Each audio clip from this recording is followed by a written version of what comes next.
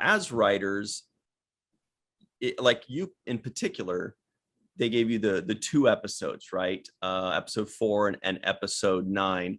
That couldn't have been arbitrary. I'm assuming that they deliberately had you, like, since they were similar, in tonality, they both dealt with the Gorn. I don't know if there was ever like a consorted plan, but I think it sort of did line up like that at a certain point. I'm trying to really think back to that time. I know we were asked, what episode would you like to write at a certain point? And I did say, well, the submarine one would be fucking cool. Because I want to write that one. It's like Balance of Terror and it's the Gorn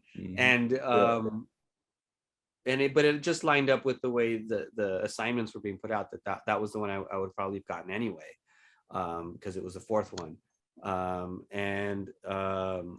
When we started getting to the back half, it was the horror episode, and the rotation had gone through, and it was my, I was like, I'm getting the horror episode, it looks like, and they're like, yeah, you're getting the horror episode, it's the Gore. And I'm like, awesome, and then it sort of allowed me to kind of like really, because I was inside of 4 so much, I was able to really get inside of 9 early on and know what were some of the character things I would want to do there. And I do have to say that a lot of 9 was also with Kayla Cooper's help, because she is an amazing writer in her own right, and she does horror, as we all know, like with a a quality that is something to aspire to. So I think she did episode 8 like right before this one too. Yeah, her and Onitra did episode 8, right? And a lot of just the fun of talking about horror with another horror writer. You're able to bounce ideas off each other and just, yes, and we have to do that, and we have to do that, and we're definitely gonna do that. And I think she was, we had talked about Alien and how obviously there was a lot of crossover and a potential for us like going too much Alien. And we were like, well, we talked about that they infect people. We talked about them being you can't go too much Aliens. That's one of the best movies of all time. It is. And I think that when some people, I think almost everybody caught that right away, right? Head, bald, and Sigourney Weaver style, and I would have there was a newt in there. Like, I feel like as soon as people made the connection, they're like, hey, this is just like Alien. Yeah. Everybody after that went, cool. This is cool. So in episode 4, the little girl's name is Fig, because I like Fig Newton, because I was like, obviously this is like a newt from Alien in 4. I mean, then in 9 it was like, we're really gonna have another girl, and so, but then it just made sense because our character needs to see a distorted mirror of herself, and for Lon, it would just make that storyline make a lot of sense. So it was, embracing Alien without just completely retreading it wholesale, and then other horror movies. But I brought it up specifically because we were agonizing whether we could do like these things bursting out of people, because that's such an Alien thing. And then I think it was Kayla who brought up these frogs that give birth through their back, and multiple frogs, tadpoles, like there was like, I remember the so creepy looking, and she sent the video, and I was like, well, yeah, we're gonna do that now. And so we decided it was not one but multiples that are gonna burst out of this thing's back, and it's based out of amphibian sort of nature biology. So we're like, well, that makes sense for our creature then. I had the title as Born Again, Gorn Again. Okay.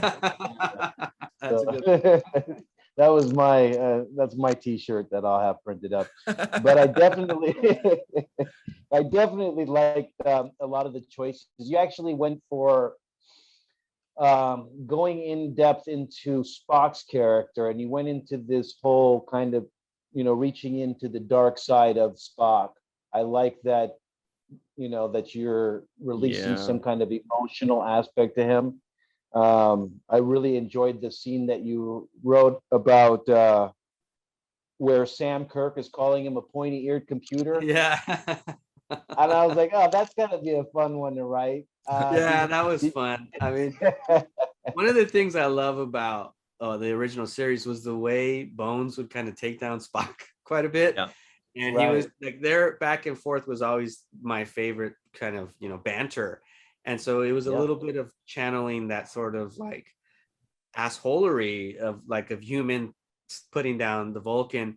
And then the pointy-eared computer line is from an episode where Kirk is trying to get him mad, and he's trying to, because I think it's like Spock's infected with something, and you have to get him mad in order to clear the infection. Or I can't remember the details, but I do remember, you know, James Kirk looking at him and said, "You're nothing but a pointy-eared computer." And I was like, "Oh, gotta take that line." You know, the burn. You know.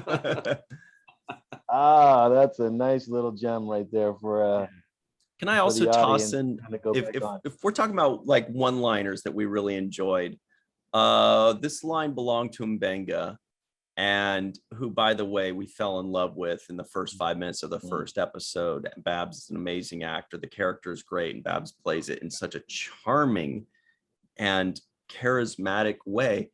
But he has a line when Kirk is being, you know, if we're going with the aliens analogy, he's being Hudson. Why don't you put her in charge, or game over, man? One of those guys.